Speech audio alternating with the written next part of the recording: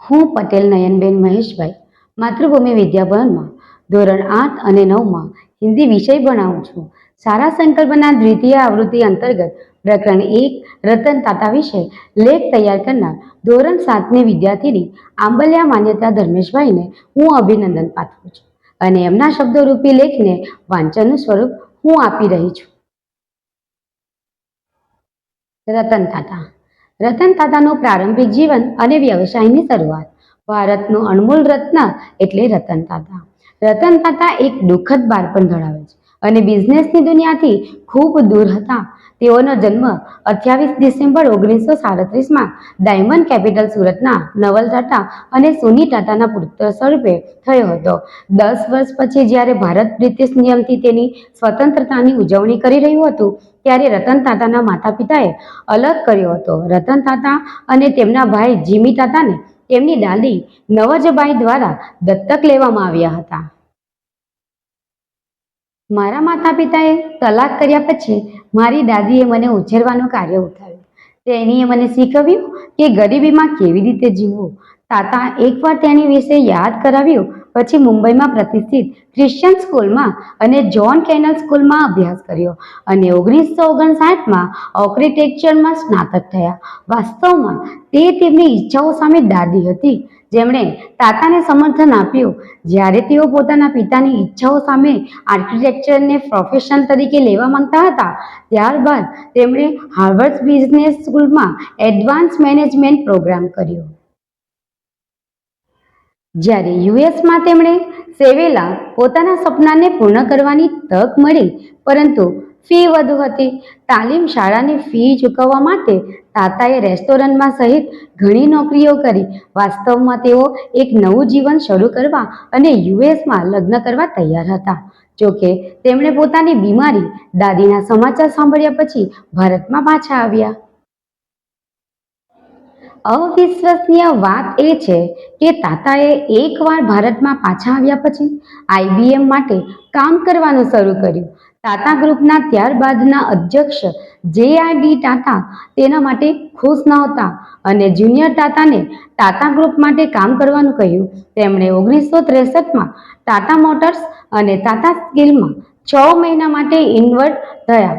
Tata કન્સલ્ટની services, Tata motors અને ટાટા સ્ટીલમાં નીચેના નાના કાર્યક્રમોને આખરે રાષ્ટ્રીય રેડિયો અને ઇલેક્ટ્રોનિક્સના શુલ્કમાં ડાયરેક્ટર પદ પર આવ્યા હતા.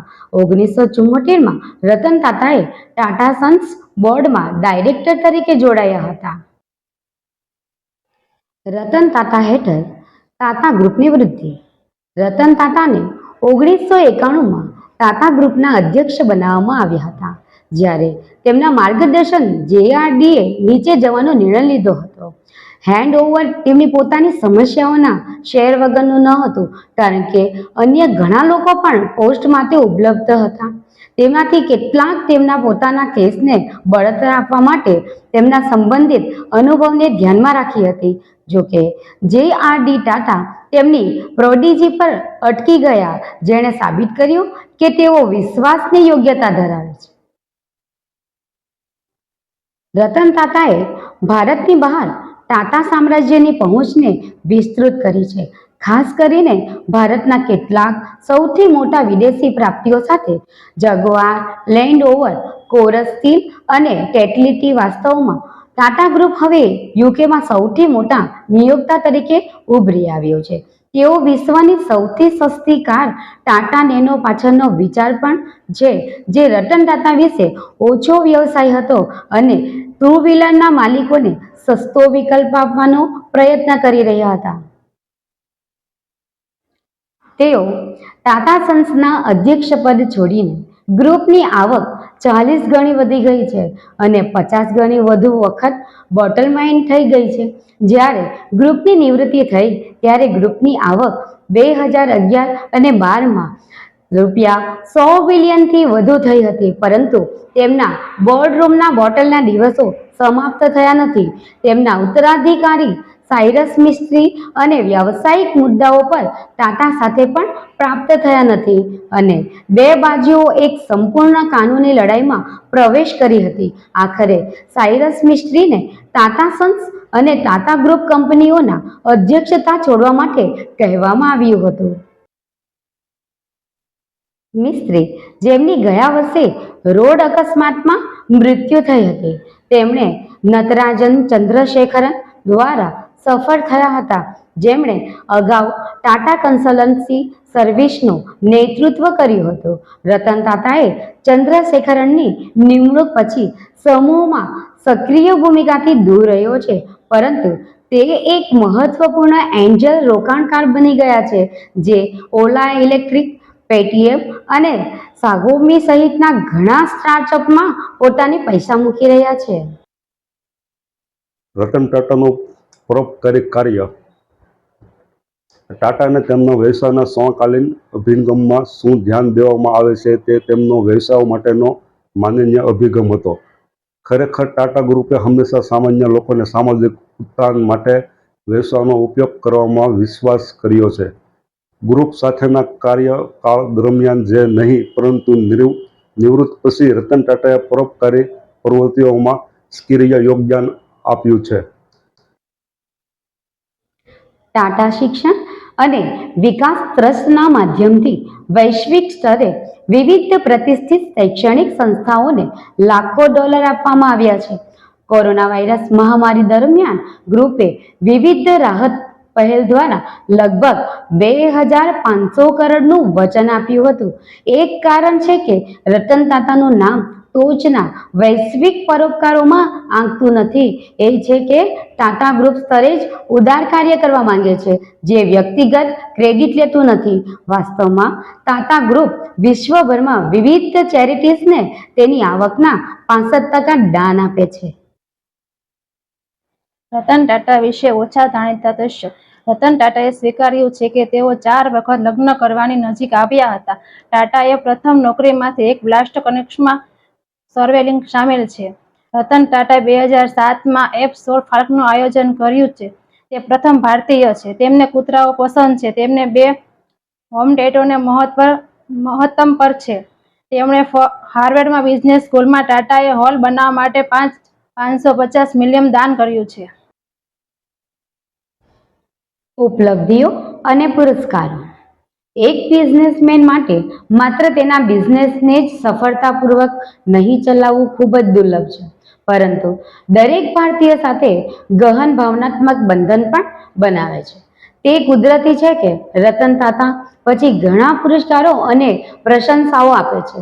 તેમણે જે ઊંચાઈ પ્રાપ્ત કરી છે તે છતાં તે આધારે અને પોતાના કીટ અને કિન સાથે જોડાયેલા રહે છે.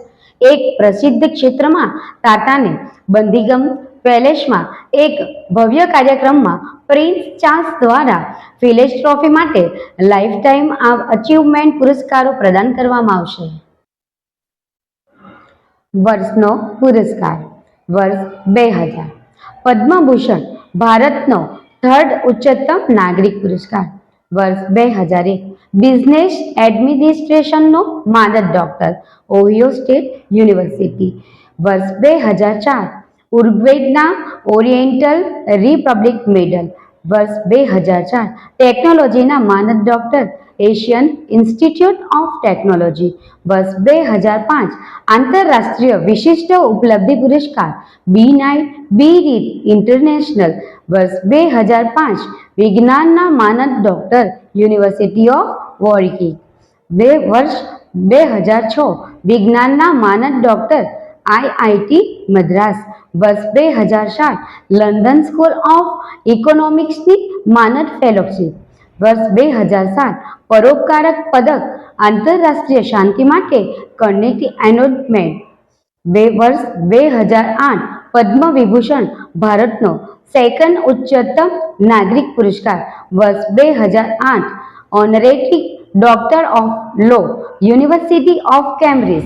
વર્ષ 2008 વિજ્ઞાનનો માનદ ડોક્ટર, IIT બોમ્બે. વર્ષ 2008 વિજ્ઞાનના માનદ ડોક્ટર, IIT ખડગપુર. વર્ષ 2008 માનદ નાગરિક પુરસ્કાર, સિંગાપુર સરકાર. વર્ષ 2008 માનદ fellowship, Institute of Engineering and technology.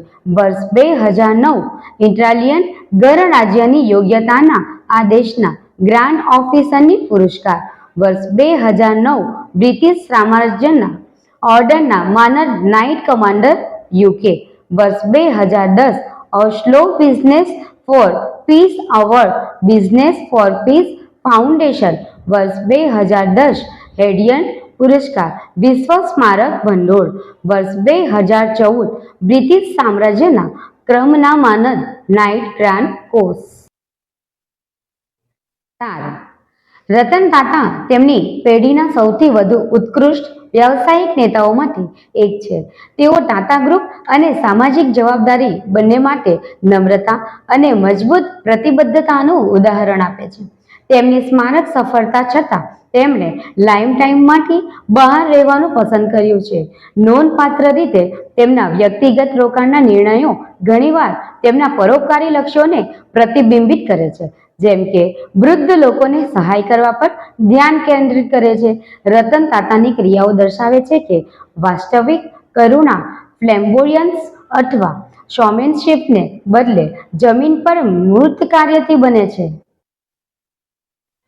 તેમના પ્રસિદ્ધ ક્વોટ્સમાંથી એક, હું યોગ્ય નિર્ણયો લેવામાં વિશ્વાસ કરતો નથી, હું નિર્ણયો લઈ શકું છું અને પછી તેમને યોગ્ય બનાવું છું, તેમના અભિગમને સામેલ કરે છે. તેમણે ટાટા ગ્રુપ અને ભારત બંનેને વૈશ્વિક ક્ષેત્રમાં પ્રેરિત કરેલ પ્રમુખ વૈશ્વિક બ્રાન્ડ પ્રાપ્ત કરવા જેવા ગણતરીપૂર્વકના જોખમો લેવા દ્વારા આ ફિલોસોફીને સતત પ્રદર્શિત કરી હતી. એકંદરે રતન ટાટાની નેતૃત્વ શૈલી નમ્રતા દ્વારા ચિહ્નિત સામાજિક અસર પર ધ્યાન કેન્દ્રિત કરે છે અને નિર્ણયોને સફળતામાં રૂપાંતરિત કરવાની ક્ષમતા તેમને દૂરદર્શી નેતા તરીકે સ્થાપિત કરે છે. આ લેખ તૈયાર કરવામાં આંબલિયા માન્યતા તથા તેમના માતા પિતાને શાળાના સંચાલક શ્રી માણ્યા લવજી સર તથા શાળા પરિવાર ખૂબ ખૂબ શુભકામનાઓ પાઠવે છે. જો તમને આ વિડીયો દ્વારા આપવામાં આવેલી માહિતી પસંદ આવે તો આ વિડીયોને લાઈક કરો અને અમારી ચેનલને સબસ્ક્રાઇબ કરવાનું તો ભૂલતા જ નહીં. આભાર.